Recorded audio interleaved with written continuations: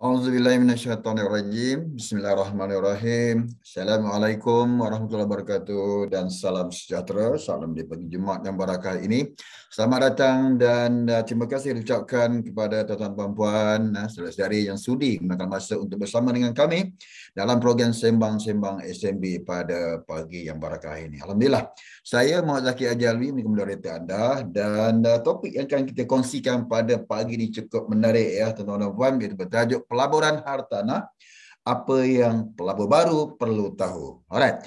Ya, baiklah, sebelum saya serahkan kepada penceramah, sedikit makluman berkaitan dengan perjalanan program kita. Yang pertamanya, sekiranya terdapat persoalan berkaitan topik yang dibincangkan, tuan-puan yang belum segan, silalah hantarkan soalan tuan-puan melalui chat di ruangan chat. Sekiranya anda berada di Zoom dan sekiranya anda berada di FB Live SMB kami di ruangan komen. InsyaAllah kami akan cuba menjawab soalan tuan-puan dan sekiranya masih ada masa, soalan terpilih akan dijawab oleh penceramah di akhir sesi nanti.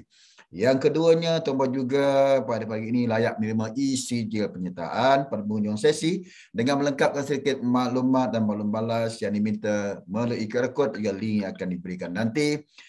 Teruskan bersama saya hingga punya sesi. Sedikit maklumat berkaitan dengan penceramah kita pada pagi ini, iaitu Isaac Ismail adalah pemegang ijazah secara muda undang-undang dengan pujian daripada UIM pada tahun 2001. Beliau memulakan kejayaannya sebagai pembela dan juga pengacara di Tuan Mariam dan kami di Johor Bahru pada tahun 2002.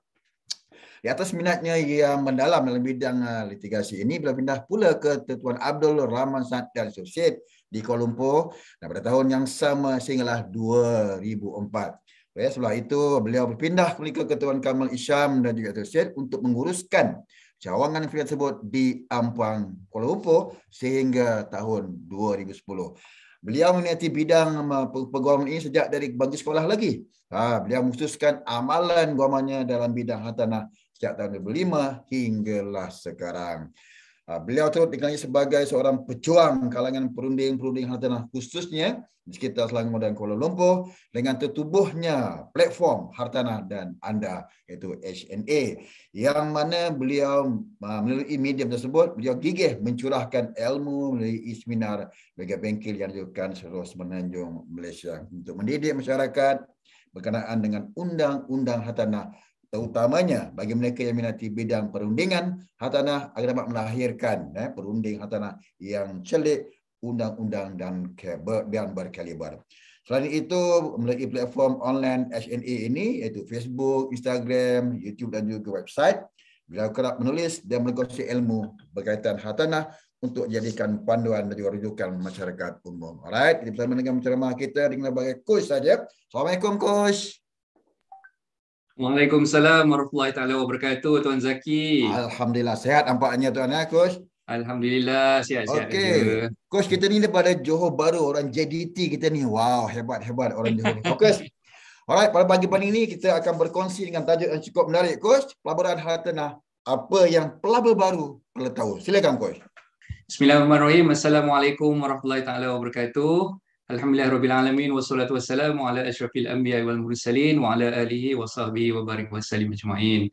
Selamat pagi saya ucapkan kepada tuan-tuan dan puan, sahabat-sahabat saya yang mengikuti siaran secara live, sama ada di Zoom ataupun di Facebook page ASNB. So saya kenalkan diri saya dululah. Nama saya seperti mana yang disebutkan oleh Tuan Zaki sebentar tadi, namanya Isaac, Isaac AC bin Ismail. Tu orang pun kadang-kadang dah confused dah. Nama macam Mak Saleh tapi tengok muka macam Jawa kan. Sebenarnya Isaac ni orang apa sebenarnya kan? Saya orang Malaysia. Orang Melayu, orang Jawa, tuan-tuan puan. Jawa bukan sebarang Jawa, Jawa berasal daripada Johor Bahru. So ada geng-geng Jawa ke kat sini? Kalau ada geng-geng Jawa kita set sikit. Okay, so saya berasal dari Johor Bahru, dilahirkan di Johor Bahru, dibesarkan juga di Johor Bahru, tapi sekarang ni menetap di Kajang, Selangor. Okay.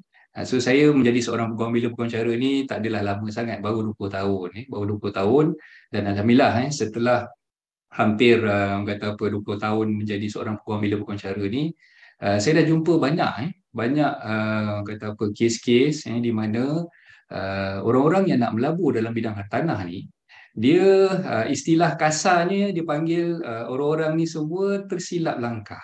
Tersilap langkah disebabkan dia melabur dalam bidang hartanah tanpa ilmu. Jadi pada pagi ni insya-Allah tuan-tuan dan puan atas kata apa jemputan pihak ASND menjemput saya bercerita tentang pelaburan hartanah apa yang pelabur baru perlu tahu ni.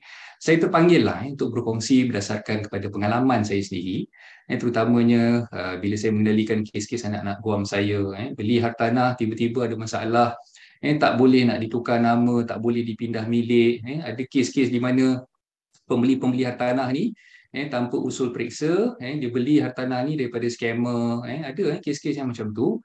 Jadi insya-Allah pagi ni kalau tak ada apa-apa aral, kalau misal kata semuanya go smoothly, tuan-tuan puan akan bersama dengan saya selama lebih kurang 1 jam untuk saya kupas topik berkaitan dengan pelaburan hartanah ni.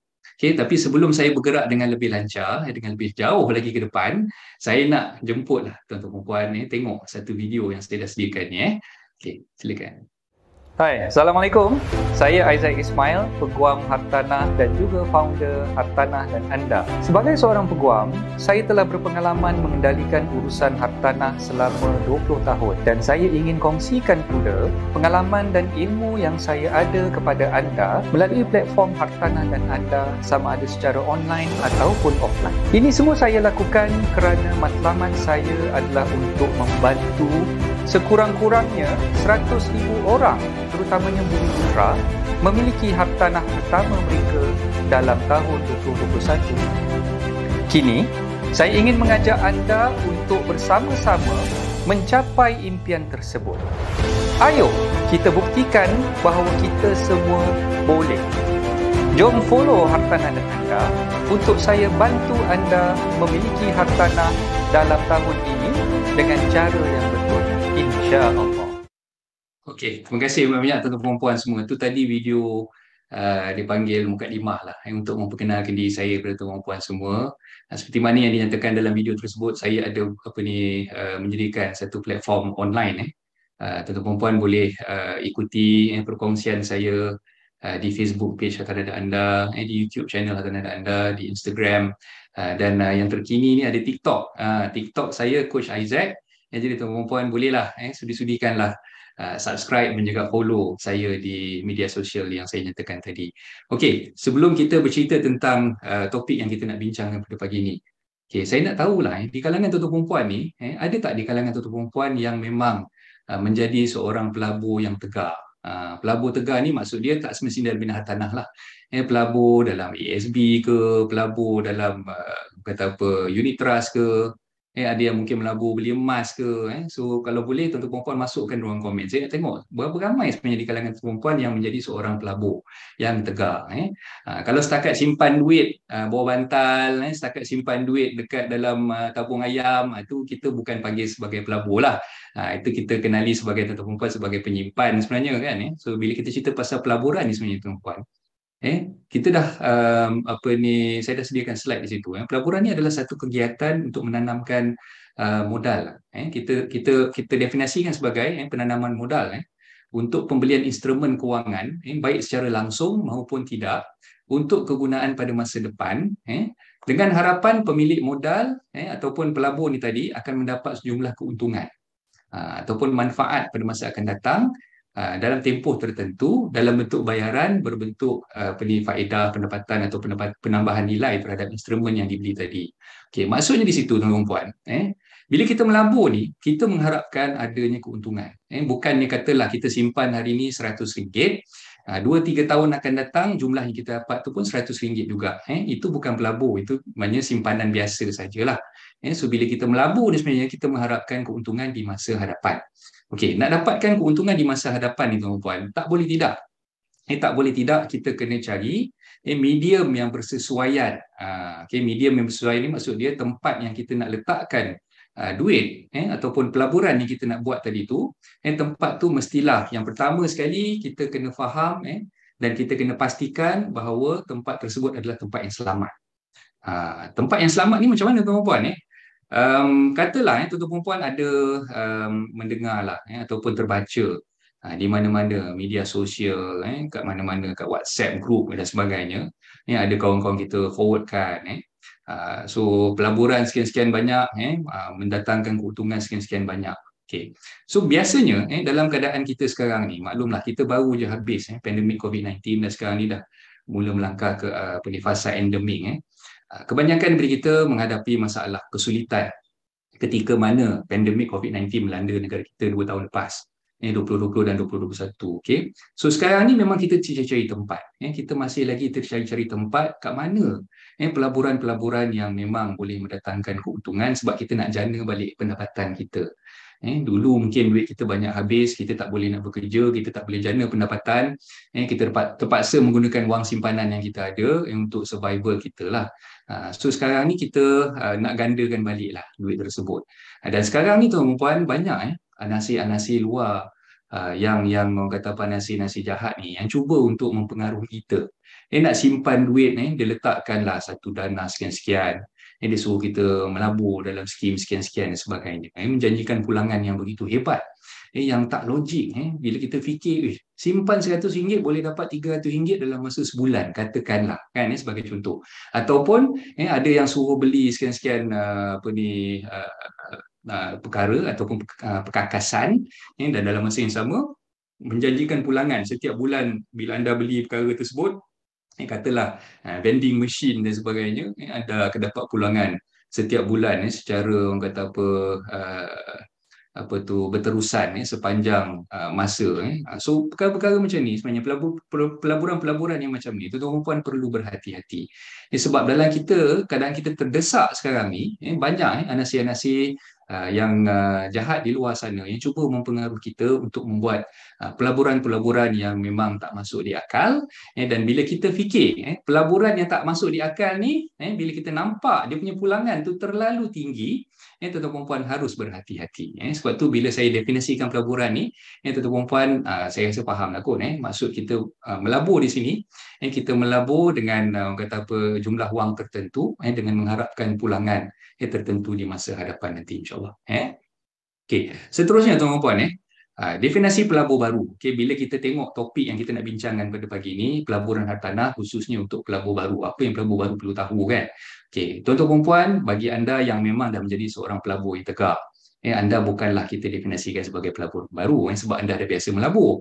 Tapi bagi anda yang belum pernah melabur, bukan saja dalam bidang hartanah, belum pernah melabur dalam apa-apa sistem ataupun skim sekalipun, anda haruslah lebih berhati-hati di situ sebab anda baru saja ingin pelajari dan memahami selok-belok pelaburan dengan menggunakan aset yang anda ada untuk dilaburkan dengan mengharapkan pulangan lebih tinggi berbentuk keuntungan pada masa yang akan datang. Jadi ini yang saya definisikan sebagai pelabur-pelabur yang baru. Okay, alright.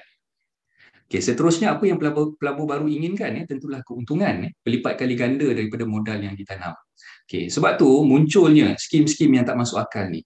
Bagi anda yang mungkin ada aplikasi Telegram, Telegram sekarang ni pun dah banyak dah. Sahabat-sahabat tuan-tuan puan yang ada aplikasi Telegram di telefon bimbit masing-masing. So bukan kita nak memburukkan mana-mana aplikasi, tapi sebenarnya saya nak cerita kat sini, biasanya bila kita join mana-mana aplikasi telefon bimbit ni, tuan-tuan puan perlu berhati-hati sebab di dalam telefon bimbit punya aplikasi ni kadang-kadang lebih mudah untuk scammer-scammer ni memberikan informasi yang memang bertujuan untuk mempengaruhi tuan-tuan puan nak orang kata apa, nak ganggu minda kita untuk membuatkan kita rasa teruja untuk melabur dalam satu skim dan sebagainya. Jadi bila anda sebagai seorang pelabur yang baru, bila anda mengharapkan keuntungan yang tinggi, kadang-kadang bila kita tengok iklan-iklan yang dibuat melalui aplikasi Telegram ke WhatsApp dan sebagainya, dekat Facebook, kat sosial media dan sebagainya. Jadi anda seharusnya perkara pertama yang anda perlu buat adalah anda perlu menyelidik terlebih dahulu. Berhati-hati dengan cara menyelidik terlebih dahulu. Punca-punca berita tersebut disebarkan daripada mana puncanya, siapa pengelolanya, siapa yang menjalankan perniagaan tersebut, apa bisnes yang dia buat dan sebagainya. Sebelum kita orang Jawa ni sembrono je, nak belasah je kan, kita join mana-mana skim pelaburan yang organisekan ataupun yang dibuat oleh mana-mana pengelola itulah. Okay. Tapi pelabur selalunya dia bila kita cerita tentang pelaburan ni, dia tak nampak ada satu perkara yang paling mustahak. Okay, tak nampak satu perkara yang paling mustahak, iaitu risiko. Okay, risiko ni kita dalam apa-apa pelaburan sekalipun lah yang kita nak buat. Kita nak simpan duit dekat dalam bank pun sebenarnya ada risiko. Kita nak simpan duit dekat bawah bantal pun sebenarnya ada risiko. Risikonya kalau katalah contoh tuan-tuan perempuan simpan duit kat bawah bantal kat rumah kan, ada kemungkinan rumah kita dipecah masuk dan orang mencuri kan duit yang kita simpan kat bawah bantal tu. Mungkinlah ada kat alah saya tak simpan duit bawah bantal kot, saya simpan duit dekat dalam tempat beras. Ada orang tua dulu kan simpan duit kat dalam tempat beras kan. Tapi sekarang pencuri ni dah pandai. Pencuri ni dah tahu dah. Ini orang kampung ni selalu simpan duit dalam bekas beras kan. Dia pun dia cari kat dalam bekas beras, jumpa duit dalam tu. Barang kemas sebagai contoh kan. Bergoyan barang kemas kan, simpan kat dalam tempat beras kan. Pencuri-pencuri sekarang ni dah memang orang kata apa, bijak. Dia dah tahu dah sebenarnya. Jadi itu yang saya cakap dengan tadi. Kita simpan duit kat mana sekalipun, kita simpan sendiri kat rumah ke kat mana ke, benda tu masih lagi ada risiko. Jadi bila nak melabur ni tuan-tuan perempuan kena fahamkan apa risiko yang ada. Apa risiko yang ada, dan tuan-tuan perempuan kena kenal pasti sama ada diri tuan-tuan perempuan ni adalah seorang risk takers. Risk takers ni maknanya orang yang memang orang kata apa, sanggup mengambil risiko. Sanggup mengambil risiko, ataupun tuan-tuan perempuan ni jenis yang risk averse. Risk averse ni maknanya anda bukan seorang yang suka mengambil risiko dan lebih berhati-hatilah dalam apa-apa tindakan yang anda nak buat kat situ. Jadi maknanya yang mustahak sekali dalam apa-apa pelaburan pun, tak kisahlah pelaburan nak simpan emas ke, nak simpan di unit keras dan sebagainya ke, anda perlu ketahui dan fahami dulu apa risiko yang bakal anda tempuhi nanti. Okay, so itu yang paling mustahak dalam apa-apa kata apa urusan yang anda buat untuk menjadi seorang pelabur. Okay, so termasuklah juga dalam bidang hartanah ni ada risiko yang anda perlu fahamkan. Okay. Antara risiko yang terpaksa ditanggung oleh pelabur-pelabur hartanah ni. Okay. Bila kita cerita pasal hartanah ni, tuan-tuan perempuan jangan fikir hartanah ni dalam bentuk tanah ataupun rumah semata-mata. Dia ada banyak lagi. Pelaburan hartanah ni, ada pelaburan hartanah yang kita perlu jangka masa yang panjang. Ada pelaburan hartanah yang kita boleh dapat keuntungan dalam jangka masa yang pendek. Ada yang memerlukan modal yang besar, ada yang memerlukan modal yang kecil, ada yang tak sampai, mungkin modal anda tak sampai pun RM10,000 anda dah boleh melabur dalam bidang hartanah. Kejap lagi saya akan ceritakan macam mana konsep yang saya ceritakan, pelaburan jangka masa pendek, jangka masa panjang, dan juga pelaburan yang tak memerlukan modal yang besar tadi. Cuma yang saya nak ceritakan kat sini, antara risiko yang pelabur-pelabur hartanah hadapi adalah, yang pertama, rumah yang ingin disewakan tu tiada penyewa. Ini bagi anda yang membeli rumah bagi tujuan untuk disewakan kembali kepada orang lain lah. So maknanya kat sini kita sekarang ni berhadapan dengan situasi terlalu banyak lambakan rumah yang ingin disewakan. Percaya ataupun tidak, terutamanya di bandar-bandar besar. Kalau saya boleh sebutkan di sini, di Johor Bahru sebagai contoh, banyak rumah yang kosong tuan-tuan perempuan. Rumah dah siap, kita dah dapat kunci, kita nak sewakan kepada orang lain. Tengok orang sebelah rumah kita pun sewakan, orang sebelah kiri kanan, atas bawah semua nak sewakan rumah dia. So terlalu banyak lambakan penawaran yang ada, sehingga menyebabkan kita nak cari penyewa pun susah. Kan? So itu antara risiko yang tuan-tuan perempuan perlu hadapi sebagai seorang pelabur hartanah yang ingin menyewakan rumah kepada penyewa-penyewa sedia ada lah. Dan yang kedua, harga pasaran tidak meningkat naik, ataupun dalam bahasa mudahnya dipanggil stagnan. Jangan terkejut tuan-tuan perempuan. Kita tak tahulah, mungkin ada sifu-sifu hartanah kat luar sana yang mungkin tak senada dengan saya, tapi bagi saya lah, pandangan saya, kita dah menghadapi situasi kat mana sekarang ni harga hartanah tu sebenarnya dah mula stagnan dah. Dia tak naik lagi tuan-tuan perempuan, turun lagi adalah. So sebab tu ada setengah pelabur-pelabur hartanah yang mana dia beli hartanah untuk tujuan dijual semula. Katalah dibeli pada tahun 2015 sebagai contoh. Rumah tu siap katalah tahun 2018. 2018 dia nak jual balik rumah tersebut, sampai ke sekarang 2022 dah 4 tahun dah rumah tersebut tak dapat dijual. Kerana apa? Mungkin ketika mana dia beli rumah tersebut dulu, dia berharap dia panggil dalam istilah pelaburan ni hope analysis. HOPE, hope analysis. Dia berharap sangat-sangat kan. Ini nanti bila rumah ni dapat kunci ni, saya boleh jual balik rumah ni dengan harga yang lebih tinggi kan. Tapi unfortunately nasib dia tak baik. Ketika mana dia nak jual balik rumah tersebut, harga tu tak naik-naik. Harga tak naik-naik. Ada pula setengah pembeli ni mungkinlah dia pergi kelas mana-mana kelas yang dia dianjurkan oleh sifu-sifu, so-called sifu-sifu hartanah ni, dia kata you beli banyak-banyak pun tak apa.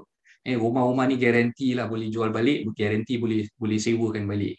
Dalam keadaan yang sedemikian, dia masuk kelas yang dianjurkan oleh sifu-sifu hartanah yang tak bertauliah ni, minta maaf cakap lah saya ni, yang tak bertauliah ni, yang mana dia persuade, dia minta siapa-siapa peserta yang join dia punya program dan sebagainya ni beli secara pukal.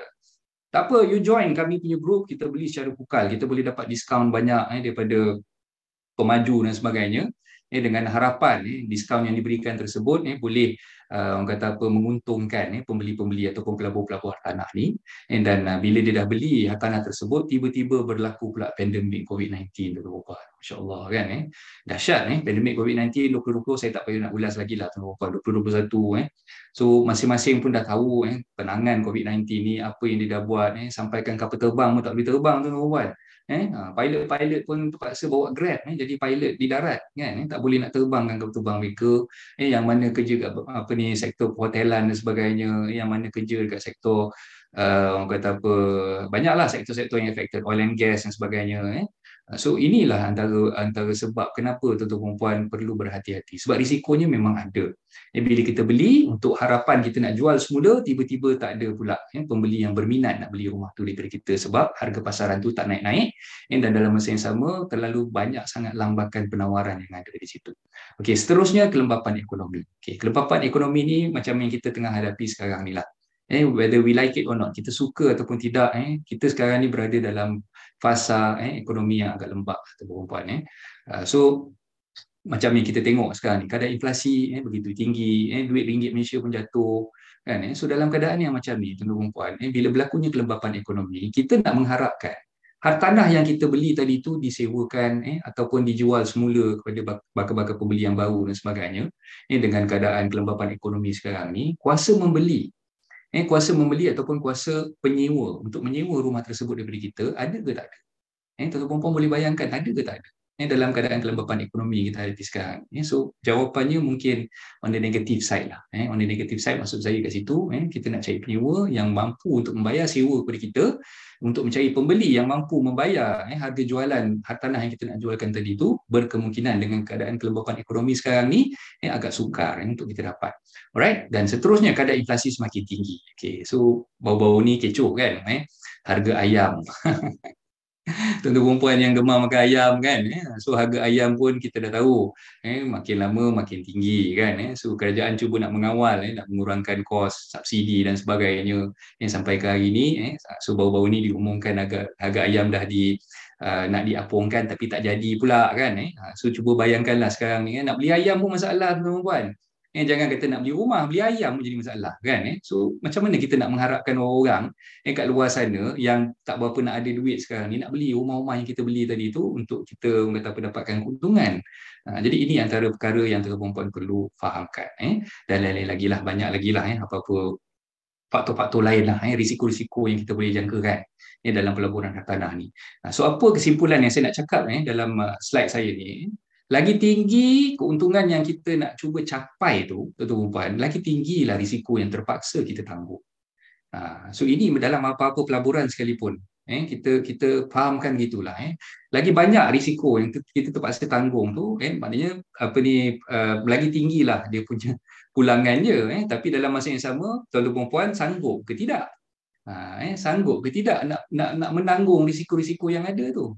Kan, itu persoalan tu saya tak boleh nak jawab lah. Itu tuan-tuan perempuan kena tepuk dada tanya sendiri, ataupun tepuk dompet tanya duit berapa banyak yang ada. Sanggup ke tidak nak orang kata apa, menanggung risiko-risiko yang ada di situ. Okay, alright. Seterusnya tuan-tuan perempuan, jadi pelabur baru ni kita perlu ada ilmu dan ukur kemampuan kita dulu. So dua perkara utama ni yang tuan-tuan perempuan kena ada. Tak boleh main belasah saja nak jadi pelabur dalam bidang tanah ni. Kena ada ilmu, kena tahu rumah yang macam mana yang sesuai kita beli kan, harga yang macam mana, kita nak tentukan harga tu di bawah market value. Kita nak tahu macam mana cara nak distinguish, nak kenal pasti rumah yang kita beli tu harganya di bawah paras median, di bawah market value. Semua tu perlukan ilmu tuan-tuan. Dan bila nak dapatkan ilmu ni sebenarnya tuan-puan, sekarang ni memang kita tak nafikan banyak sifu-sifu yang kata apa, bergelumang dalam industri hartanah ni yang memberikan ilmu berkaitan dengan pelaburan hartanah di luar sana. Cuma tuan-puan kena bijak lah. Kena bijak nak kenal pasti sifu mana ataupun guru-guru mana yang tuan-puan wajar ikut. Yang apa dia ceritakan tu tidak mendatangkan apa-apa masalah kepada ataupun musibah kepada tuan-puan di kemudian hari nanti. Jadi bila kita nak melabur ni, kita perlukan ilmu, dan sumber ilmu yang kita perlu dapatkan tu mestilah sumber ilmu yang betul. Saya tak cakap diri saya ni cikgu yang betul. Tuan-tuan jangan salah faham, bukan kita nak masuk lift tekan button sendiri ataupun angkat baku sendiri dan sebagainya, tidak. Tapi yang saya syorkan kat sini tuan-tuan puan, bila nak dapatkan ilmu berkaitan dengan hartanah ni, selidiklah dulu latar belakang cikgu-cikgu yang mengajar tersebut, dan pastikan apa yang diajar tu adalah ilmu yang betul. Sebab banyak sekarang ni sumber-sumber kita tengok YouTube video pun dah cukup dah. Banyak cikgu-cikgu yang ceritakan tentang pelaburan hartanah dan sebagainya, cuma kita tak tahu benda tu logik ke, tak logik ke, betul ke, kan? Jadi kita kena fahamkan dan kita kena selidik terlebih dahulu apa yang disampaikan oleh guru-guru sifu-sifu ni adalah apa ilmu yang betul yang patut kita ikut dan sebagainya lah. Okay, dan yang kedua yang saya tulis kat situ, saya dah boldkan di situ, kemampuan. Kemampuan ni pun kadang-kadang orang jarang-jarang ambil kisah. Kemampuan kat sini mungkin dia takrifkan kemampuan tu bila loan dia dah diluluskan oleh pihak bank, itu dah cukup mampu dah. Saya punya loan dah approve coach, kan? Apa yang saya nak risau lagi? Bank dah approve saya punya loan, jadi saya mampu lah nak beli rumah. Bukan macam tu tuan-tuan. Kemampuan bukan diukur dari kemampuan anda untuk membayar monthly installment kepada pihak bank semata-mata, tidak. Kemampuan ni kita kena tengok banyak sudut, banyak segi. Antaranya ialah, katalah anda adalah seorang ayah, yang mana anda ada berumah tangga, anda dah ada anak. Anda kena fahamkan kemampuan ni anda kena kira juga. Anda punya perbelanjaan bulanan, anda nak servis anda punya kereta, anda nak bayar anda punya duit minyak, duit tol dan sebagainya. Anda punya anak, mungkin anak baby lagi. Anak baby lagi kecil lagi, kan, pakai pampers, minum susu pula tu tak nak susu yang murah, susu nak yang susu mahal pula tu, kan. So kalau bagi susu murah takut dia tak serasi dengan badan dia, katalah sebagai contoh lah, kan. Jadi bila anda dah congak, anda kena kira semua tu. Bila kita nak takrifkan kemampuan anda kena kira semua tu, perbelanjaan bulanan anda, termasuk sekali dengan perbelanjaan anda punya diri sendiri, family anda, isteri anda. Buatnya katalah isteri anda ni seorang yang memang suka makan benda yang mahal je, kan. So nak pergi makan tak nak pergi kedai-kedai murah, kedai tom yum tak pandang, kan. Nak pergi mungkin kedai western dan sebagainya. Minum kopi pun kopi yang mahal je, kan. Jadi anda kena kira benda tu semua. Anda kena kira benda itu semua, dan anda kena pastikan yang perbelanjaan bulanan anda tu semua anda kontrol. Bila anda nak melabur dalam bidang hartanah ni, memang komitmennya sangat besar, tuan-tuan. Sebab antara kita sedar ataupun tidak, komitmen yang paling besar sekali adalah membeli hartanah. Beli kereta mungkin loan bulanan anda paling tinggi pun mungkin dalam RM1,000-1,200, kan. Dan mungkin loan kereta paling maksimum anda boleh tarik pun sampai 9 tahun saja, kan. Tapi beli hartanah ni tuan-puan, mungkin installment bulanan yang anda kena bayar tu lebih daripada jumlah yang anda bayar untuk kereta. Dan dalam masa yang sama, komitmen anda bukannya untuk tempoh 9 tahun, tempoh anda untuk servis balik loan installment anda tu mungkin sampai 20-30 tahun, kan. So kalau boleh orang kita ni lagi panjang boleh tarik lagi dia suka. Lagi panjang dia boleh tarik, kalau boleh maksimum sampai 40 tahun dia nak tarik sampai 40 tahun, kan. Sebab apa? Dia nak kecilkan jumlah komitmen bulanan itu. Sebab tu saya cakap, perkara-perkara macam ni anda kena kenal pasti kemampuan anda tu di mana, tahap kemampuan anda tu di mana. Anda kena ukur baju di badan sendiri. Jangan tengok kawan-kawan, jangan tengok saudara mara, jangan tengok jiran sebelah rumah, kan. Kena tengok pada kemampuan diri anda sendiri. So soalan ni kena jawab baik diri anda sendiri. Saya tak boleh tolong jawab untuk anda, kan. Anda kena jawab sendiri. So macam mana kita nak kira kadar kemampuan kita ni sekarang ni, tuan-tuan? Kita boleh dapatkan maklumat berkaitan dengan cara pengiraan kemampuan ni daripada internet, daripada website dan sebagainya lah. Dan ada aplikasi aplikasi di dalam telefon mudah alih anda tu saya boleh sharekan kejap lagi. Aplikasi yang anda boleh muat turun untuk anda cek berapa sebenarnya kemampuan anda, berapa anda boleh kira kan. Tak payah nak tanya dengan banker pun tak apa. Anda nak buat pembiayaan perumahan dengan bank kan, anda tak perlu nak tanya dengan banker pun tak apa. Anda boleh kira sendirilah dengan menggunakan aplikasi yang saya akan share kepada anda ni. Okay, so kejap lagi lah saya masukkan aplikasi tu. Dalam slide saya tu memang saya ada ceritakan kejap lagi. Okay, jadi bila dah tengok ilmu, dah ada ilmu yang lengkap, dah tengok kemampuan kita, barulah kita bertindak untuk membuat pelaburan hartanah. Okay, so itulah yang saya ingin nasihatkan kepada tuan-tuan perempuan, pelabur baru, especially adik-adik mungkin baru pertama kali nak beli rumah dan sebagainya ni lah. Okey, di mana dan bagaimana pelabur baru beli hartanah? Okey, so ini soalan-soalan yang memang akan bermain di fikiran tuan-tuan perempuan lah. Nak tengok harga rumah ni kat mana sebenarnya? Kan, nak tengok rumah nak dijual ni kat mana sebenarnya? Okey, so sekarang ni kita ada banyak sumber lah. Kita ada banyak sumber untuk kita kenal pasti kat mana sebenarnya yang sesuai untuk kita beli hartanah tu. Okey, tuan-tuan perempuan, saya nak sharekan kepada tuan-tuan perempuan. Laman web yang ada di luar sana untuk kita apa yang dipanggil search lah, untuk kita browse, untuk kita cari rumah-rumah yang bersesuaian dengan kita punya budget dan dengan kita punya kemampuan tadi tu. Sebenarnya banyak laman web yang ada kat luar sana. Cuma saya nak sharekan kat sini ada satu laman web yang dikenali sebagai Bricks, BRICKZ. BRICKZ, bricks.my.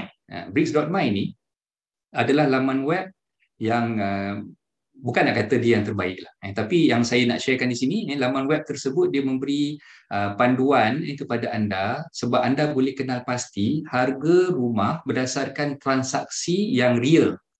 Harga rumah berdasarkan transaksi yang dah berlaku.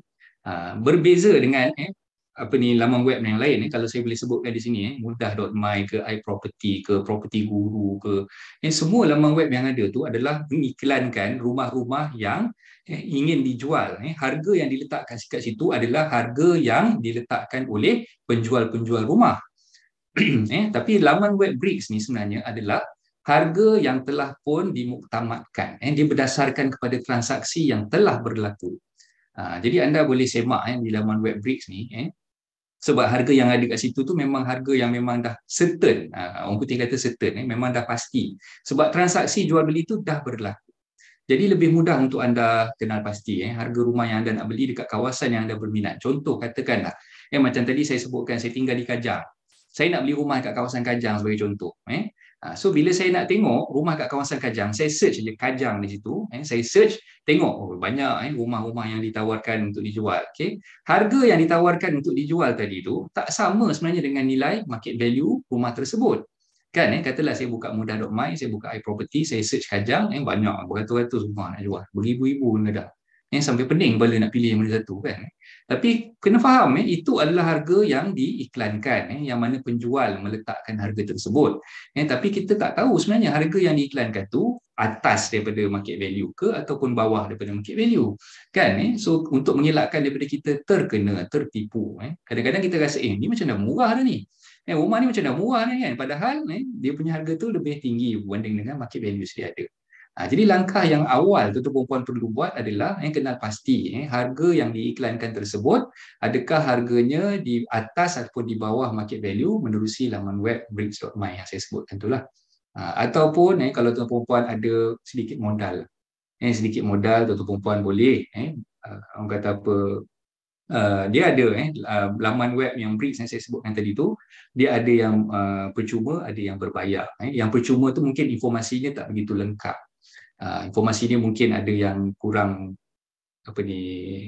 jelas sikit lah. Jadi tuan-tuan perempuan terpaksa mengeluarkan modal sikit membayar untuk subscribe. Jadi bila nak subscribe tu kena bayar lah. Kan? Jadi itu yang saya syorkan kepada tuan-tuan perempuan, better check dulu market value rumah tersebut sebelum tuan-tuan perempuan bertindak membeli rumah yang mana-mana tuan-tuan perempuan berminat berkenan tadi itulah. Okey, so bila kita nak beli hartanah ni, kita kena kenal pasti ada 3 sebenarnya sumber yang biasanya lah. Yang biasanya ada untuk kita beli hartanah tersebut. Yang pertama, sumber yang pertama tu daripada pasaran primer. Pasaran primer ni apa pula, coach? Pasaran primer ni adalah pasaran daripada pemaju hartanah. Maknanya kita beli rumah tu adalah rumah first hand. Istilahnya rumah first hand. Okay? Kita beli di pasaran primer, maknanya kita beli secara direct daripada pemaju perumahan. Okay? So itu kita akan tanda tangan perjanjian jual beli ataupun sale and purchase agreement bersama dengan pemaju perumahan itu tadi. Okay. Yang kedua, sumber yang kita kata apa boleh memiliki atau membeli hartanah ni adalah di pasaran sekunder. Pasaran sekunder ni apa pula? Pasaran sekunder ni adalah perumahan di pasaran subsale.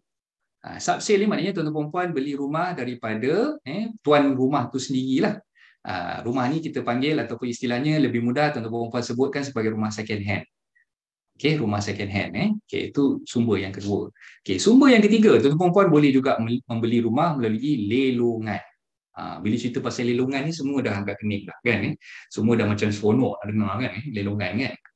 Okay, sebab apa bila kita cerita lelong, jual kain lelong, jual kuih raya lelong kan. Semua dah rasa macam murah kan. Padahal belum tentu lagi murah tuan-tuan. Lelongan ni tak semestinya murah. Tak semestinya murah. Ada orang yang kata apa terbeli rumah melalui lelongan tapi sebenarnya harga yang dibeli tu lebih tinggi daripada harga yang subsale. Percaya tak yang saya cakap ni kan? Ada wujud berlaku macam tu. Kenapa? Sebab dia tak ada ilmu. Dia beli rumah melalui lelongan. Okay, lelongan ni biasalah. Kita bukan seorang-seorang yang kita nak bida rumah tersebut. Kan adalah 2-3 orang ataupun lebih daripada tu yang nak bida rumah yang sama. Kan nak rumah kat hot area kan, tempat yang memang kata apa jadi rebutan kan. Katalah contoh macam di Shah Alam ke, di Putrajaya Jaya ke, di Johor Bahru sebagainya kan. So memang ramai yang eyeing for lah, yang memang target nak beli rumah tersebut. So katalah ada 5 orang pembida kat situ.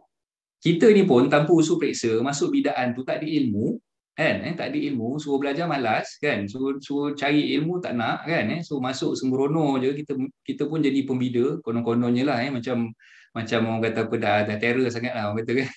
Kita pun bid orang tu naik kita pun naik, orang tu naik kita pun naik lagi kan, tak puas hati ni kan. Padahal harga bidaan yang kita beli tu, katalah lalas kita menang. Menang dia punya lompat dia tu, dia punya happy-nya mengalahkan orang menang pingat emas Olimpik. Suka sangat kan dah menang bidaan. Harga rumah tu daripada harganya 150,000 kita bida sampai harganya jadi 200,000 kan, sebab nak menang punya pasal kan, tak ada ilmu punya pasal, kita nak menang punya pasal, kita pun bida sampai harganya 200,000.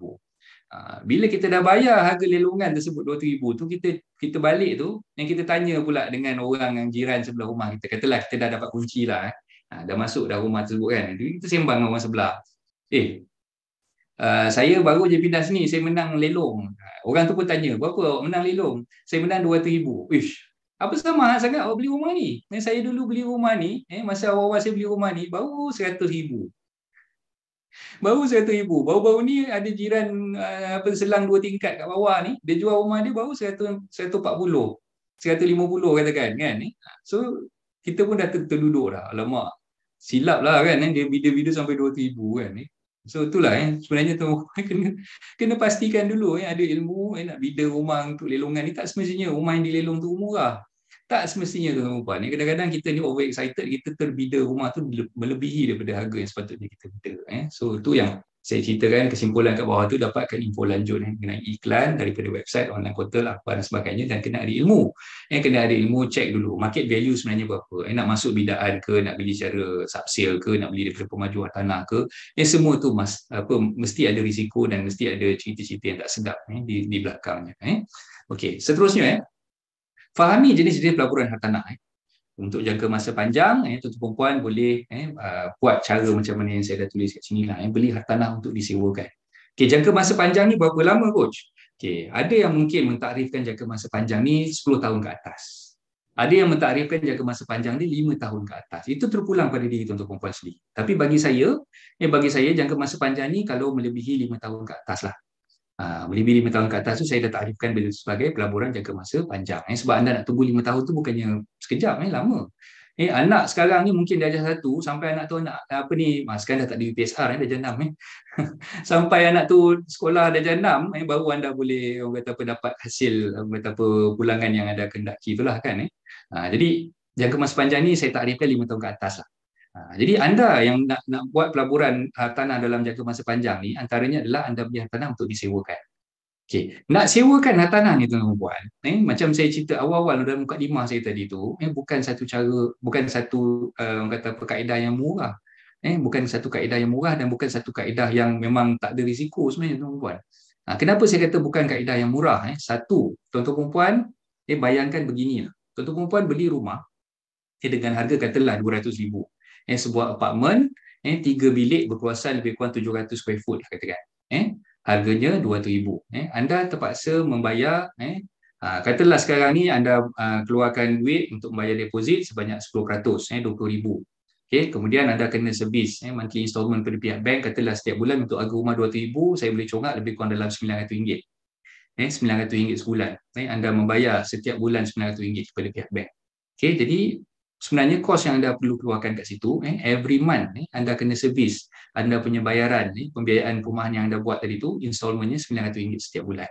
Okay, jadi secara tak langsung kat situ, sebenarnya anda dah kena keluarkan modal RM20,000 nak bayar untuk 10% deposit. Selain daripada itu ada lagi modal-modal lain yang anda perlu keluarkan. Kejap lagi saya akan ceritakan.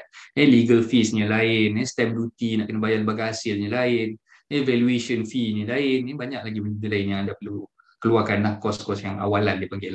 Tapi yang saya nak cerita kat sini, bukan murah tu sebab setiap bulan anda kena bayar monthly installment. 900 selama mana rumah tu masih lagi ada hutang dengan bank, selagi tu anda kena bayar monthly installment. Okey. Jadi, dalam tempoh tu, katalah anda kata apa mengikat tempoh pembiayaan dengan bank ni selama 20 tahun katakan. Selama 20 tahun itulah anda kena membayar RM900. Cuba bayangkan, kalau katalah anda berjaya menyewakan rumah tersebut, tahniahlah saya ucapkan kalau anda berjaya menyewakan. Tapi dalam masa yang sama, anda hanya boleh sewakan rumah tersebut dengan harga RM700. Mentah-mentah sekali banyak penawaran yang berlaku kan. Orang pun dah boleh shop around lah. Orang boleh shopping tengok rumah mana yang murah, dia akan ambil rumah yang paling murah lah. Yalah, mana ada orang yang nak sewa rumah yang paling mahal kan. Dia mesti nak cari rumah yang paling murah. Kan? So, yang ada cuma anda berjaya dapatkan penyewa yang sanggup menyewa rumah anda dengan harga RM700. Kan? Jadi anda ada shortfall, ada kekurangan kat situ RM200 untuk anda top up kepada pihak bank. Okay. Ada yang cakap kat saya, okay, tak apalah coach, RM200 je, bukan banyak pun. Cuba anda kalikan dengan 12. Cuba anda kalikan dengan 12 untuk tempoh setahun, berapa sebenarnya yang anda perlu top up. Cuba anda kalikan dengan 12 kalikan dengan 20. Untuk tempoh 20 tahun tu berapa yang anda kena top up. Tapi coach, ini tak betul lah teknik coach cakap ni kan. Takkanlah stagnan RM700 sampai bila-bila. Kan? Takkanlah 5 tahun akan datang pun sewa sama je RM700. Siapa berani cakap? Anda boleh yakinkan saya ke yang harga sewaan tu akan naik? Anda boleh bagi jaminan kepada saya ke? Saya tak berani nak bagi jaminan ke anda. Saya tak berani nak bagi jaminan ke anda. Hari ni mungkin anda terpaksa menyewakan dengan harga RM700. Mana tahu? 5-6 tahun akan datang, banyak lagi rumah naik. Banyak lagi option orang nak sewa. Kat situ anda terpaksa berperang bukan dengan orang dalam kawasan taman perumahan anda tu saja, tapi anda terpaksa berperang dengan landlord di kawasan-kawasan perumahan yang lain. Saya cerita ni bukannya saya nak menakut-nakutkan anda nak jadi seorang pelabur hartanah. Mungkin anda pagi-pagi ni tengok, ini cerita pasal pelaburan hartanah ni mesti coach nak cerita benda yang best-best kan. Tak, saya bukan jadi macam tu. Bila saya cerita satu ni, saya nak bagi anda, nak menjentik minda anda supaya anda nampak betul-betul sebenarnya. Betul ke pelaburan hartanah menjadikan pulangan yang lumayan dan sebagainya. Sebab banyak dogma-dogma yang saya rasa tak begitu tepat lah. So kebanyakan pelabur-pelabur hartanah yang menghadapi kesulitan sekarang ni. Dia beli rumah nak sewakan, tak ada orang nak sewa. Terpaksa untuk turunkan harga. So dia kata kat saya, tak apalah nanti dalam tempoh 4-5 tahun akan datang harga ni mesti naik punya kan. Siapa boleh janji, siapa yang boleh bagi jaminan macam tu? Tak semestinya kan. So okay, untuk hartanah yang nak disewakan untuk jaga masa panjang. Yang kedua, beli rumah untuk jadikan homestay. Ni pun sekarang ni jadi trend juga. Lepas habis pasal pandemik hari tu, start balik kan, sekarang ni Airbnb, Agoda ke apa ke dah banyak dah iklan-iklan orang keluar nak pergi bercuti dan sebagainya kan. So ada yang jadikan homestay. Ini pun jaga masa panjang jugalah kan. So ini pun bukannya mudah dan bukannya murah. Anda perlu furnish rumah tersebut. Anda kena sediakan tilam, katil, perabot-perabot yang ada, TV dan sebagainya. Nak buat homestay, takkan nak buat homestay rumah kosong. Ada ke? Saya nak sewakan homestay untuk anda. Tengok-tengok masuk tak ada apa barang dalam tu kan. Kursi apa semua tak ada kan. Mana ada orang buat homestay macam tu kan. Mestilah kita kena furnish rumah kita dulu kan, baru kita boleh jadikan homestay.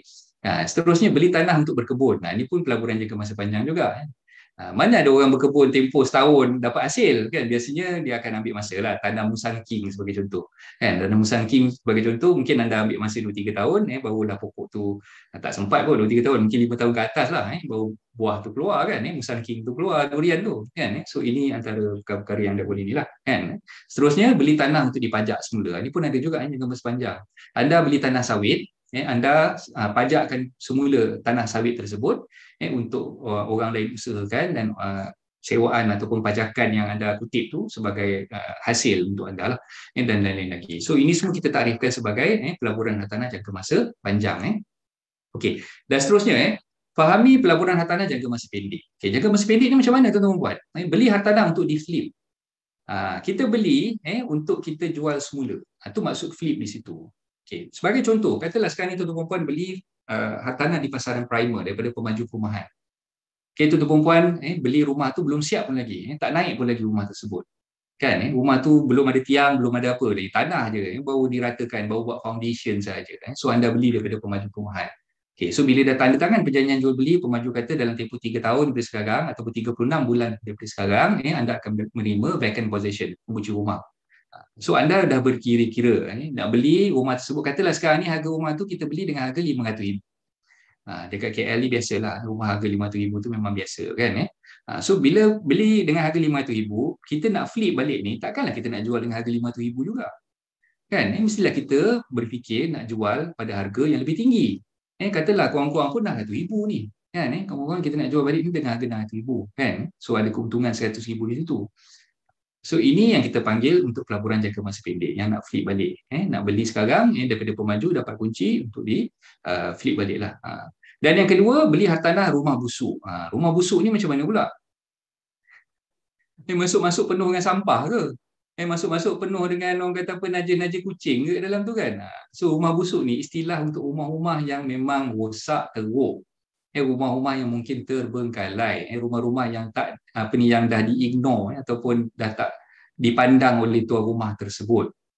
So ada setengah kawan-kawan saya sendiri pun ada yang buat pelaburan rumah busuk ni, yang mana dia dapatkan rumah-rumah yang memang dah orang kata apa, teruk condition ni daripada owner-owner rumah ni, daripada tuan-tuan rumah ni, yang mana tuan-tuan rumah ni biasanya menghadapi masalah. Masalah dari segi apa? Contoh, katalah dia diberhentikan kerja, dia memang dah tak mampu lagi nak membayar monthly installment rumah tersebut. Sebelum rumah tu kena lelong dengan bank, dia pun cakap dengan kita, okey, awak ambil lah rumah ni, awak teruskan kata apa, renovate rumah ni, perbaiki semula rumah ni, nanti awak just settlekan hutang saya dengan bank dah cukup. So inilah antara kata apa, pelaburan yang kadang-kadang sahabat-sahabat saya ada yang suka buat pelaburan rumah busuk ni. Maknanya dia dah dapatkan konsensus ataupun persetujuan daripada tuan rumah untuk memberikan kuasa kepada dia untuk renovate balik rumah tersebut dan menjadikan rumah tersebut cantik balik, dengan harapan dia nak flip ataupun nak jual semula rumah tersebut kepada pembeli yang berminat di kemudian hari nanti. So dia terpaksalah menanggung modal untuk renovate, nak bayar kata apa, tunggakan-tunggakan yang ada, hutang-hutang bank yang ada, dengan cara macam tadi tu, dengan harapan bila rumah tu dah cantik, dah diperbaiki, jual balik tu ada keuntungan di situ. Jadi ini antara pelaburan jangka masa pendek yang saya boleh share dengan tuan-tuan perempuan semualah. So pelaburan hartanah yang kata apa, jangka masa pendek ni biasanya memang orang yang nak beli di sektor yang jangka masa pendek ni, dia memang ilmu dia memang cukup-cukup lengkap, cukup-cukup tinggi lah. So orang yang baru nak berkecimpung dalam bidang hartanah ni, saya tak syorkan buat pelaburan dalam jangka masa pendek. Biasanya tuan-tuan perempuan kena kaji betul-betul. Nak buat rumah busuk dan sebagainya, bukan hari ni buat esok teruntung, tak ada. So banyak sebenarnya risiko-risiko yang tuan-tuan perempuan perlu berhadapan nanti, insyaAllah. Okay. Pelaburan yang modalnya kecil. Pelaburan yang modalnya kecil. Ini pun ada juga yang saya biasa berurusan dengan anak-anak puang saya, yang mana mereka ingin buat dokumen yang dipanggil subletting. Sublet ni maksud dia apa tuan-tuan perempuan? Kita tak beli pun rumah tu. Kita tak beli pun rumah tu, tapi kita sewa daripada tuan rumah yang asal. Kita sewa daripada tuan rumah yang asal. Tuan rumah dah bagi sewa rumah tu pada kita. Dalam masa yang sama, kita sebagai penyewa memohon izin. Memohon izin daripada tuan rumah yang asal untuk kita sewakan semula rumah tersebut kepada penyewa-penyewa yang lain. Okey. Tuan-tuan rumah biasa tak tengok orang yang sewakan bilik. Dia buat macam hostel. Itu konsep tu kita panggil dia subletting ataupun sewa semula. Kita sebagai penyewa je, kita tak beli pun rumah tu. Kita hanya menyewa daripada tuan rumah. Tuan rumah dah bagi keizinan kepada kita untuk sewakan balik rumah tersebut kepada penyewa-penyewa yang lain. Jadi modal yang kita perlu keluarkan, tak perlu nak beli rumah tersebut, kita hanya perlu membayar satu deposit. Deposit untuk rumah tersebut lah. Kita sewa rumah tu daripada owner, mestilah kita kena bayar deposit, betul tak? Kemudian kita kena keluarkan modal untuk renovate rumah tersebut. Kita kena buat partition, buat bilik. Letak kipas, letak lampu, letak mungkin ada yang fully furnished ni, kena letak katil, almari, meja makan, peti ais, mesin basuh. Jadi semua tu kita kena sediakan gunakan modal kita sendiri. Tapi modal ni taklah besar sangat kan, sebab kita tak perlu keluarkan modal untuk beli rumah tersebut. Kita hanya menyewa rumah tersebut dan kita furnishkan rumah tersebut. Dengan izin tuan rumah tadi, kita sublet balik, menjadikan dia sebagai sewaan bilik-bilik. Ini pun orang kata ada juga pelaburan hartanah yang berkonsepkan macam tu. Okey, pelaburan hartanah A dan B tadi, yang A tadi yang kita cerita jangka masa panjang, yang B tadi kita cerita jangka masa pendek kan. Anda perlu modal yang besar untuk melakukannya lah. So ini memang anda kena beli rumah tersebut. Macam yang terakhir tadi tu, subletting tu anda tak perlu beli, jadi modal tak begitu besar kan. So yang kita cerita pasal modal ni, modal besar ni diperlukan untuk apa? Pertama sekali bayaran deposit. Bayaran deposit, nak beli rumah ni kena ada sekurang-kurangnya 10% deposit. Okay. 10% deposit ni kita kena bayar ketika mana kita menandatangani perjanjian jual beli kita dengan pihak pemanju ataupun dengan pihak penjual yang mana kita beli secara sale tadi di pasaran sekunda, kita kena bayar 10% deposit kepada pihak penjual. Okay. So deposit 10% ni dipecahkan pada dua pula bayarannya. Yang pertama 3% dibayar melalui ejen hartanah. Ini kalau kita beli rumah melalui ejen hartanah lah. So ejen hartanah dia cakap, okay, kalau you nak booking rumah ni, you kena bayar dulu 3%. Awak kena bayar dulu 3% untuk booking rumah ni. Bila dah booking rumah tersebut, awak kena tanda tangan pula booking form dengan saya sebagai ejen. Dan dalam tempoh 21 hari, awak kena sign pula perjanjian jual beli bersama dengan peguam. Dan ketika mana kita nak menandatangani perjanjian jual beli bersama peguam, tuan-tuan puan kena pula bayar baki 7% tu. Jadi total sekali adalah 3 campur 7 jadi 10%. Jadi ini modal yang tuan-tuan puan perlu keluarkan. Dan seterusnya modal besar diperlukan juga untuk bayar yuran guaman. Ini saya senyum sikit lah tuan-tuan puan. Bukan sebab apa yuran guaman ni sebenarnya saya nak cerita sikit lah tentang yuran guaman ni. So peguam-peguam yang mengendalikan urusan hartanah ataupun kita lebih sinonim dipanggil sebagai conveyancing lawyer. Berbelit lidah nak sebutkan conveyancing lawyer. Conveyancing lawyer ni maknanya peguam yang menguruskan urusan jual beli hartanah macam saya. Kita ada satu perintah dipanggil perintah saraan peguam cara ataupun solicitors remuneration order yang kita sebagai peguam perlu patuhi. Maksud dia kat situ tuan-tuan, peguam-peguam ni tak boleh nak charge anak guam dia ikut sesuka hati dia.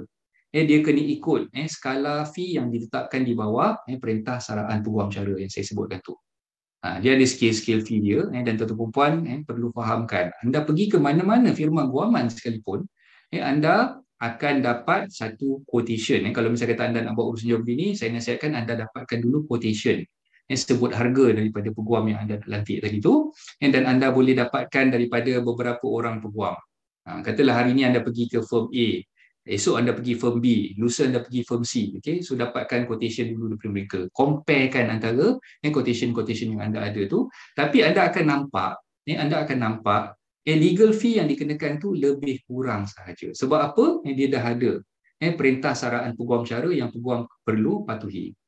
Okay, so itu dari segi bayaran guaman. Dan satu lagi yang kita sebutkan sebagai disbursement. Disbursement ni tuan-tuan puan, yang dimaksudkan dengan disbursement ni adalah bayaran-bayaran kepada pihak ketiga. Siapa pihak ketiga ni? Yang pertama sekali, lembaga hasil dalam negeri. Okay, bila sebut lembaga hasil dalam negeri ni semua dah ternganga dah, semua dah takut dah kan. Lembaga yang paling besar kat Malaysia ni kan. So lembaga hasil dalam negeri tuan-tuan puan perlu sebagai pembeli membayar duty stamp. Stamp duty perlu dibayar kepada lembaga stamp duty. So berapa kiraannya, yang tu berdasarkan kepada harga jual beli rumah yang tuan-tuan perempuan nak beli tadi tu. Dia ada scale fee dia juga. Ada scale percentage dia. Lagi mahal harga rumah tu, lagi tinggi bayaran stamp duty yang kita perlu bayar. Sama juga macam yuran guaman tadi. Lagi tinggi harga rumah tu, lagi mahal lah yuran guaman yang kita perlu bayar. Okay? Jadi untuk yuran guaman dan juga disbursement ni tadi, stamp duty dan sebagainya ni, tuan-tuan perempuan bukan bayar untuk satu dokumentasi sahaja, tuan-tuan perempuan. Ada dua dokumentasi yang tuan-tuan perempuan perlu jelaskan, bayaran yuran guamannya dan juga stamp duty-nya. Iaitu apa dia? Yang pertama kita sebut sebagai perjanjian jual beli ataupun sale and purchase agreement. Sale and purchase agreement. Bila kita cerita pasal sale and purchase agreement ni, banyak lagi lah dokumen anak-anak dia. Borang pindah milik, MOT, lepas tu surat akuan berkanun, lepas tu borang CKHT, banyak lagi lah benda-benda yang kalau saya nak cerita sampai esok pun tak habis. So maknanya semua dokumen ni kita rangkumkan dalam satu transaksi yang dipanggil dokumentasi untuk sale and purchase agreement, untuk SPA. Dan yang kedua, yuran guaman untuk loan agreement. Loan agreement ni maknanya tuan-tuan perempuan buat pembiayaan perumahan dengan pihak bank. Loan agreement yang disediakan oleh peguam perlulah mengikut orang kata apa, SRO tu juga, dia punya kiraan itu ikut perintah syariat peguam cara tu juga, dan ada stamp duty yang dikenakan oleh pihak lembaga hasil untuk loan agreement ni tadi. Jadi ada dua dokumen, SPA dan juga loan agreement. Dua-dua ni perlu bayar legal fee dan juga bayar disbursement charges yang dikenakan. Jadi itulah, nak mudah kiranya saya dah bagi dah dia punya apps kat situ. Tuan-tuan perempuan boleh tengok ada satu aplikasi ini dipanggil sebagai Easy Law, boleh download, muat turun daripada handphone tuan-tuan perempuan, dan satu lagi PCMY. PCMY, Penang, China, Malaysia, Yugoslavia. So PCMY ni pun dia bagi cara macam mana kita nak kira legal fee dan juga stamp duty untuk disbursement ni, untuk pembelian rumah, sama ada melalui SPA ataupun dengan loan agreement bersama pihak bank tu tadi. Jadi ini tak payah saya nak cerita panjang lebar lah. So tuan-tuan perempuan boleh download aplikasi Easy Law dan juga PCMY tersebut untuk kira macam mana caranya. Okay. So selain daripada itu, apa lagi tuan-tuan perempuan perlu keluarkan? Bayaran valuation fee. Valuation fee ni kalau tuan-tuan perempuan nak engage ataupun nak lantik seorang valuer, nak tentukan penilai untuk tentukan berapa nilai rumah tersebut. Bila tuan-tuan perempuan buat pembiayaan dengan bank, definitely tuan-tuan perempuan kena lantik valuer juga, ataupun bank akan minta tuan-tuan perempuan membayar valuation fee ni kepada pihak valuer ataupun jurunilai yang bank dah lantik tadi untuk menentukan berapa sebenarnya nilai rumah yang tuan-tuan perempuan nak beli. Okay, seterusnya kos untuk ubah suai hartanah. Ubah suai rumah ni pun perlukan modal juga kan, sebab tu saya kata modal ni besar. Takkanlah kita masuk rumah-rumah yang kosong, tak ada apa-apa, tak letak lampu, tak letak kipas, macam mana kita nak sewakan ataupun nak duduk kat rumah tu? Kan mestilah memerlukan modal yang besar untuk kos ubah suai hartanah tersebut. Kita tengok pada kemampuan kita lah. Kalau kita tak nak mampu nak buat kabinet, tak mampu nak buat orang kata apa built-in wardrobe dan sebagainya, so tak perlulah kita buat dulu. Kita buat sekadar mana kita mampu dulu untuk memudahkan kita tinggal kat rumah tu ataupun kita sewakan rumah tersebut. So masih lagi perlukan modal tapi taklah tinggi sangat. So dan seterusnya lain-lain kos yang berkaitan. Okay, so saya kena laju sikit ni sebab masa agak mencuburi kita. Tengok jam dah dekat 11.30 dah. Okay, bagaimana nak cukupkan simpanan bagi memastikan kita dah bersedia dengan pelaburan hartanah untuk menjadi pelaburan hartanah. Pertama sekali saya nak ingatkan kepada tuan-tuan, kita selagi mana kita duduk kat takuk lama, maksud saya takuk lama ni kita selalunya lah dapat gaji spend dulu. Dapat gaji perhabis dulu, orang tua kata lah, perhabis dulu gaji tu kan. Kita tak ingat pun, kita tak ada hasrat pun untuk menyimpan. So kita spend dulu gaji kita, ada lebih baru kita simpan. Inilah satu trend yang salah tuan-tuan. Itu yang saya nak betulkan perception tu. Kita kena ubah trend kita kepada simpan dulu baru belanja. Kena simpan dulu baru belanja. Tak boleh kita nak habiskan duit kita, ada lebih baru kita nak simpan. Kena simpan dulu. So macam dulu-dululah kita pergi sekolah, mak ayah kita selalu pesan, Aizat, ni mak bagi kau 50 sen. Zaman saya dululah sekolah tahun 80-an dulu kan. Ni mak bagi kau 50 sen. Okay, ada lebih nanti kau simpan dalam tabung. Kan, itu mak saya pesan dulu kan. Tapi sekarang ni kita kena tukar perception tu. Dengan anak-anak kita kena cakap, okay, ayah bagi kau RM5 kan. RM1 kau simpan dalam tabung siap-siap. RM4 ni je kau bawa pergi sekolah, pergi belanja RM4 ni. So kita kena ubah mentaliti anak-anak kita supaya jangan ikut mentaliti kita dulu. Kita belanja dulu baru kita simpan kan. Sekarang ni kita kena ubah perception tu, kena simpan dulu baru belanja. Okay. Dan cari tempat simpanan yang tiada risiko. Tuan-tuan perempuan nak cari modal besar ni, nak beli rumah, nak beli tanah dan sebagainya untuk dilaburkan ni, nak kena cari modal yang besar. Saya dah cerita dah tadi, nak kena ada 10% deposit, nak kena bayar legal fee, nak kena bayar stamp duty, disbursement dan sebagainya kan. Jadi macam mana nak dapatkan modal yang besar, nak kumpulkan duit ni, kumpul letak bawah bantal tak cukup-cukup, rasa-rasa tersedak terbatuk sikit, pergi korek duit dekat dalam bantal tadi kan. So sampai bila duit tu nak cukup kan. Sebab tu kita kena cari tempat simpanan yang tiada risiko dan mampu menjana keuntungan kepada kita. Contohnya adalah Amanah Saham Bumi-Putra kan. So itulah yang saya syorkan kepada tuan-tuan, pilih tempat simpanan yang betul. Nak laburkan duit kita tu, pastikan tempat tu adalah tempat yang selamat, yang boleh katakan zero risikonya, dijamin oleh kerajaan. Jadi tak ada tempat lain yang saya nampak sekarang ni adalah hanya di ASB. So itu antara cara yang tuan-tuan puan boleh menjana keuntungan daripada dividen dan juga bonus yang diberikan oleh pihak Amanah Saham Bumi-Putra. Okay, yang paling mustahak tuan-tuan, pastikan ilmu kita mantap. Okay, sebelum kita nak melabur dalam apa juga bidang, bidang hartanah, bidang emas, nak jadi pelabur dalam bidang cryptocurrency, nak jadi pelabur dalam perniagaan, nak buat kedai hobi ke, nak buat kedai makan ke dan sebagainya, semua ni perlukan kita punya ilmu. Kita kena ada ilmu, kena mantapkan ilmu tu dulu. Dan yang paling mustahak, saya nak cerita juga kat sini adalah kemampuan. So kemampuan tuan-tuan kena check dulu. Jangan rasa-rasa mampu, rasa-rasa orang tengok sebelah rumah, dia ni rumah dia renovate sikit punya cantik kan. Tanya dengan dia, you pakai kontraktor mana you renovate rumah ni, saya berkenan lah, saya pun nak buat lah saya punya rumah kan. Kita pun ikut dia kan buat renovation rumah kita semua. Padahal kita tak mampu kan. Padahal kita tak check kemampuan kita setiap bulan, kita punya expenses macam mana. Mungkin dia anak dia seorang, kita ni anak sampai 5 orang. 5 orang ni kita nak bagi makan, nak bagi pakai apa semua kan. Anak dia seorang mungkin dia boleh simpan lebih sikit kan. So mungkin dia mampu dia buat renovation macam tu. Kita ni mungkin tak mampu sangat kan, tapi kita nak juga ikut orang sebelah kan. So tak boleh macam tu tuan buat ni. So sebagai pasangan ada yang berkahwin, suami, isteri masing-masing perlu mengingatkan satu sama lain. Kadang-kadang si suami ni berhati-hati, tapi si isteri ni yang jenis tak berhati-hati.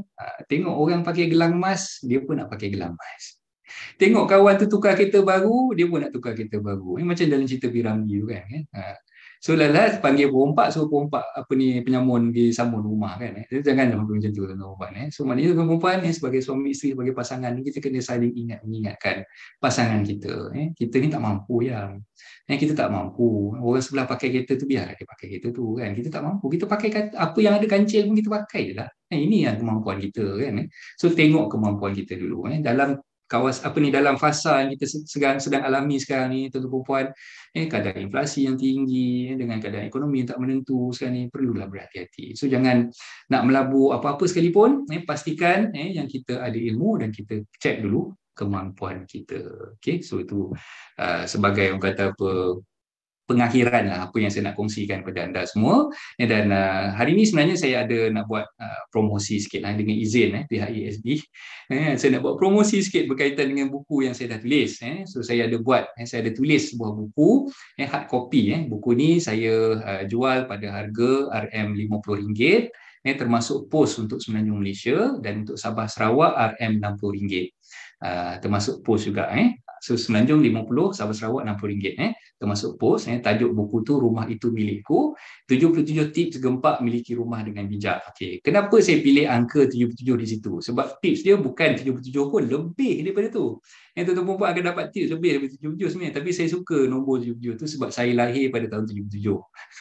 Sebab tu saya pilih angka 77 ke jadikan tajuk buku saya. Jadi ini buku hard copy pertama saya, dan tuan-tuan boleh dapatkan buku tersebut di laman web hartanah.anda.com tu. Tuan-tuan boleh masuk laman web tersebut, dan nanti admin saya pun akan bantu untuk tekan untuk tuan-tuan tekan link yang saya dah postkan di Zoom dan juga di Facebook. Tuan-tuan boleh dapatkan buku ini dengan harga yang saya sebutkan tadi.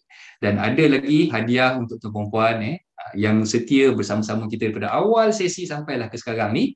Saya akan berikan hadiah berbentuk e-book E-book ni maknanya tuan-tuan perempuan boleh baca dekat handphone, dekat tab, dekat iPad, tuan-tuan perempuan boleh pergi ke mana saja, bawa lah e-book saya ni yang berjudul Tips Mudah Jual Beli Hartanah. Tips mudah jual beli hartanah. Isi kandungan dalam e-book tu 1/4 lah saya boleh katakan. 1/4 daripada isi kandungan buku saya yang hard copy ni.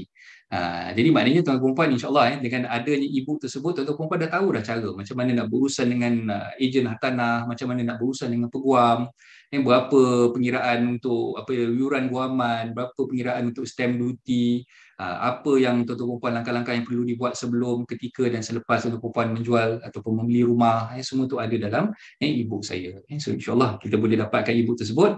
Saya minta tolong admin masukkan di chat ataupun di kita punya Zoom ni lah. Dan tuan-tuan perempuan boleh follow saya hartanahdananda.com dan tengok page saya di Facebook Hartanah dan Anda, di IG pun sama Hartanah dan Anda, dan saya ada YouTube channel Hartanah dan Anda, dan tuan-tuan perempuan boleh follow TikTok saya Isaac, Coach Isaac. So inilah antara tempat-tempat yang tuan-tuan perempuan boleh berjumpa saya. Dan nanti bila dah subscribe, tegur-tegurlah saya, boleh beritahu saya tengok Coach dekat ASB punya segmen sembang-sembang. So kita bolehlah kata berkenalan-kenalan. Okay, so itu saja daripada saya kembalikan kepada Tuan Zaki. Terima kasih banyak-banyak. Assalamualaikum warahmatullahi wabarakatuh. Waalaikumsalam warahmatullahi wabarakatuh. Coach Isaac kita yang sudah berkongsi pada pagi ini cukup tajuk yang cukup menarik. Jadi apa-apa ni yang penting adalah anda perlu ada ilmu. Kita ada persoalan daripada peserta-peserta dalam grup kita ni insya-Allah. Silakan tuan. Soalan yang pertama Coach. Okey, boleh. Okey, sama-sama saya baca daripada FB Live lah. Puan Nurlida Baharudin. Dia bertanyakan berkaitan dengan dia bertanya, mana lebih bagus Coach? Mana lebih bagus beli rumah atau rumah kedai? Beli rumah atau rumah kedai untuk pelaburan. Silakan Coach. Okey, bismillahirrahmanirrahim. Terima kasih Puan Nurlida Baharudin atas soalan tersebut. Nak menjawab soalan ni sebenarnya Puan Nurlida, sekarang ni kita kena tengok bila kita nak melabur ni, selain daripada apa yang saya tekankan tadi, kita kena tengok dia punya ilmu yang kita ada, kemampuan yang kita ada, kita kena tengok juga lokasi. Lokasi hartanah yang kita nak beli ni tak kira lah Puan Nurlida nak beli rumah untuk tujuan kediaman ataupun nak beli rumah kedai untuk buat bisnes dan sebagainya. Dan dua-dua perkara ni bergantung kepada lokasinya. Kalau contohlah, kalau katalah Puan Nurlida nak beli untuk tujuan sewakan semula, biasanya untuk pelaburan ni biasa untuk kita sewakan balik kan. Kita nak sewakan balik, tengok lokasi tu lebih banyak permintaan untuk kita sewakan sebagai kediaman ataupun banyak permintaan untuk kita sewakan sebagai orang kata bisnes lah kan. So kalau kata kawasan tu lebih bersesuaian untuk permintaannya lebih banyak untuk kita sewakan menjadi rumah kediaman, dan better kita beli rumah kediaman lah kan. Tapi kalau lokasi tu macam kurang permintaan untuk ataupun dah terlalu banyak sangat penawaran rumah-rumah kediaman ni, tapi rumah kedai tu kurang penawarannya, jadi saya syorkan better beli rumah kedai untuk disewakan. Jadi itulah bergantung kepada lokasi. Apa yang saya ingin syorkan kat sini, sebab dia tak ada right or wrong lah, tak ada betul ataupun salah. Dua-dua tu pelaburan yang memang ada pros and cons, ada baik dan ada buruknya. Tapi bagi saya bergantung kepada kita punya lokasi yang kita pilih tadi, dan kita kena buatlah apa yang disebut sebagai due diligence ataupun kita buat research sikit lah. Kena tengok dulu kawasan tu macam mana dan sebagainya. Itu untuk menjawab soalan Puan Nurlida. Okey, terima kasih Coach. Sudah Nurlida, anda harapkan dapat jawapan daripada Coach kita. Dan kita tukar dengan soalan daripada Hafizul Jo, nama dia. Ni Jo Fraser, kita apa Hafizul. Terima kasih atas soalannya. Berkaitan dengan lepas pandemik ni Coach, dia katanya homestay kembali boom. Wah, dia kata kembali meriah. Jadi sebelum tu, jadi struggle nak survive. Jadi mohon Coach komen dengan perniagaan ataupun berkaitan dengan homestay ni. Silakan Coach. Okey. Hafizul ni sebenarnya follower saya di Hartanah Anda ni. Memang saya kenal sangat dia. Terima kasih banyak-banyak Hafizul atas soalan tersebut. Jadi untuk menjawab soalan Hafizul ni memang ada benarnya lah. Lepas habis je fasa pandemik COVID-19, kita dah masuk ke alam endemik sekarang ni. Kita tengok memang homestay ni menjadi satu rebutan. Nak pergi mana-mana bercuti, pergi Langkawi ke, pergi Penang ke, nak pergi Cameron Highland ke, semua fully book. Jadi sekarang ni kita perlu cuma saya nak nasihatkan sikit lah. Siapa-siapa yang berkendakkan nak beli untuk tujuan nak buat homestay ni, pelaburan dalam bidang homestay ni, tuan-tuan puan kena fahamkan dia punya risikonya adalah bila berlaku, na'udzubillah, minta jauh, kita doa sangat-sangat jangan berlaku lagi sekali lah. Bila berlakunya pandemik, tak kisahlah lepas ni mungkin cacah monyet pula ke jadi kan, kita tak tahu kan. So itulah yang kita perlu fikirkan. Rumah kita yang kita jadikan homestay tu jadi macam kita ketika kita nak buat ketika berlakunya COVID-19 dulu kita nak buat homestay tak boleh nak disewakan kan. Jadi itulah antara perkara yang kita perlu fikirkan. Dan dalam masa yang sama, yang mustahak, kita kena ada plan banyak. Plan A, plan B, plan C, sampai D pun tak apa. Sampai ada 3 option yang lainnya. Kalau katalah pelaburan nak buat homestay tadi tu, berlakunya lagi sekali pandemik, tiba-tiba tak boleh nak buat pula, ada PKP lagi sekali dan sebagainya. So apa yang kita nak buat dengan rumah tersebut? Dan bajet bulanan ni kita bayar kepada pihak bank, installment bulanan pada pihak bank ni, even though kita tak boleh sewakan rumah tersebut, kita masih lagi ada duit yang cukup untuk servis monthly installment kita. Mungkinlah kalau katalah berlaku lagi sekali, saya tak pastilah dalam keadaan kita sekarang ni, kerajaan akan berikan lagi sekali moratorium ataupun tidak kan. Mungkin ada, mungkin tak ada kan. Katalah tiba-tiba ketika pandemik tu duit dah habis tak boleh nak buat moratorium kan. So macam mana kita nak survive? Kita terpaksa pula nak kena bayar macam installment pada pihak bank tu juga, dan itulah yang kita perlu fikirkan. Itu untuk jawab soalan Joe tadi lah. Terima kasih Joe. Okey, terima kasih Jo. Dan kita semua ada soalan daripada saudara Aswadi. Ini berkaitan dengan orang yang perlu kita pilih berkaitan dengan bertaliah ke tidak. Bagaimana kita nak tahu orang yang bertaliah dalam hartanah ni, Coach? Ada sertifikat ke yang kita boleh semak ke dia ke macam mana ke? Silakan, Coach. Okey. Dekat bidang hartanah ni sebenarnya tuan-tuan ada satu badan yang mengawal selia aktiviti perunding hartanah yang dipanggil sebagai lembaga lembaga pentaksir penilai ejen hartanah dan pengurus harta lah, LPPEH. Lembaga ni dia adalah satu badan yang memberikan lesen kepada perunding hartanah dan juga ejen-ejen hartanah sebelum perunding hartanah ataupun ejen hartanah ni boleh mengiklankan diri dia, menjadikan diri dia ni seorang perunding, menjadikan diri dia seorang ejen hartanah yang bertauliah. Dia kena dapatkan dulu lesen daripada lembaga lah, LPPEH. Jadi tuan-tuan puan nak belajar, nak kenal pasti orang ni bertauliah ataupun tidak, yang saya nampak sekarang ni lah.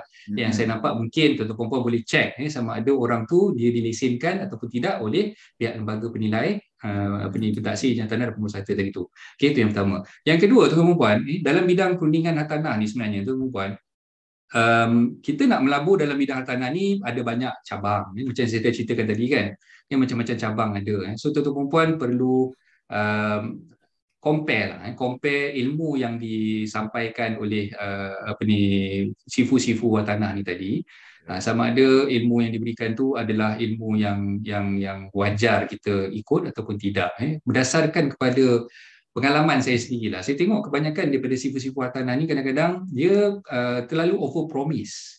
Maksud dia dia menjanjikan bulan dan bintang kepada kita. Dia bagi jaminan, dia bagi macam-macam lah. Sebenarnya tak ada no such thing as jaminan dalam apapun pelaburan sekalipun. Even kalau katalah kita ni membeli rumah untuk tujuan sewaan tadi kan, siapa-siapa tak boleh jamin rumah kita tu memang akan ada penyewa. Kita kena menanggung sendiri risiko tersebut. Jadi bila cerita pasal tauliah dan sebagainya, tuan-tuan puan memang agak susah. Kita nak pastikan orang tu ada tauliah ataupun tidak dan sebagainya kan. Tapi macam yang saya beritahu tadi, kalau anda berurusan dengan ejen hartanah ataupun perunding hartanah, tuan-tuan puan boleh kenal pasti dia ni ejen hartanah yang berdaftar ataupun tidak melalui lembaga penilai tadi tu lah. So itu antara cara yang kita boleh dapatkan kepastian tu.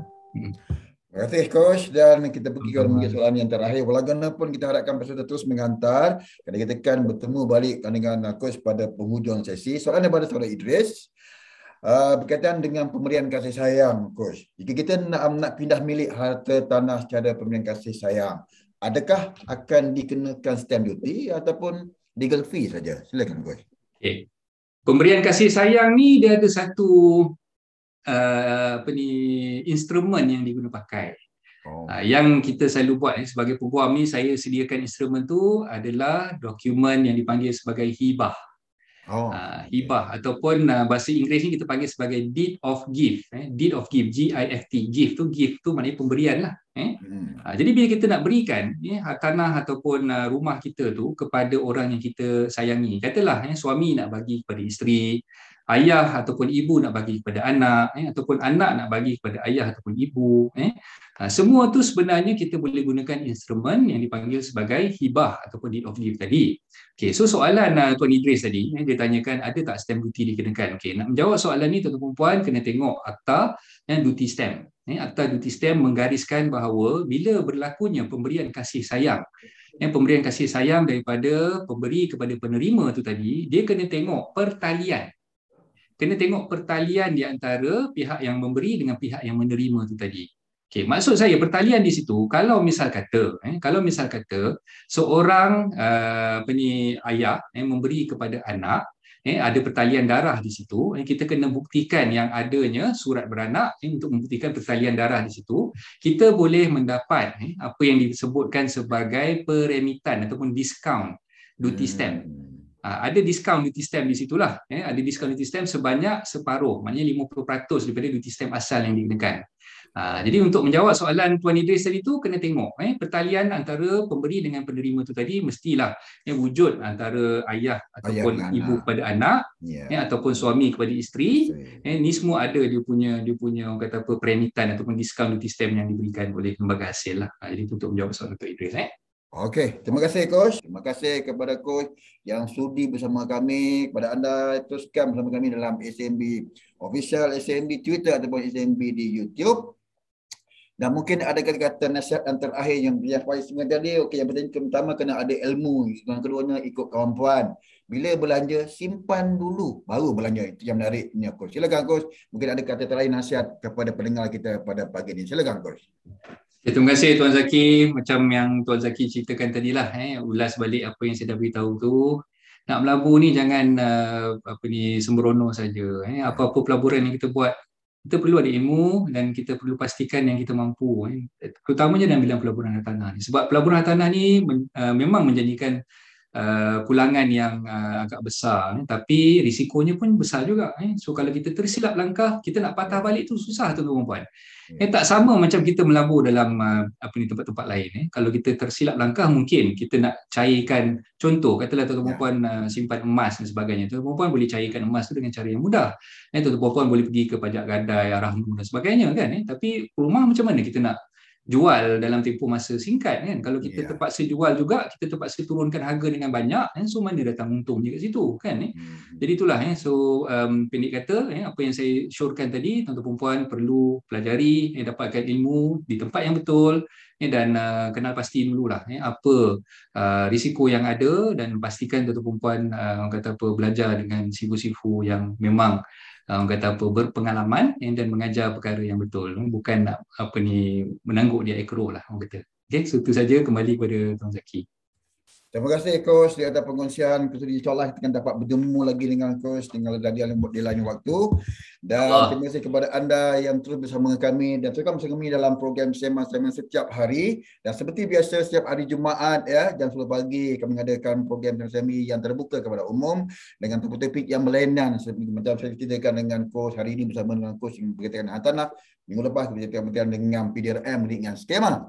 Jadi kita Coach, kita akan jumpa lagi insyaAllah dekat dengan rumah saya, nampak di Kajang. Saya di Bandar Sengalong saja, di jiran kita. Dekatnya.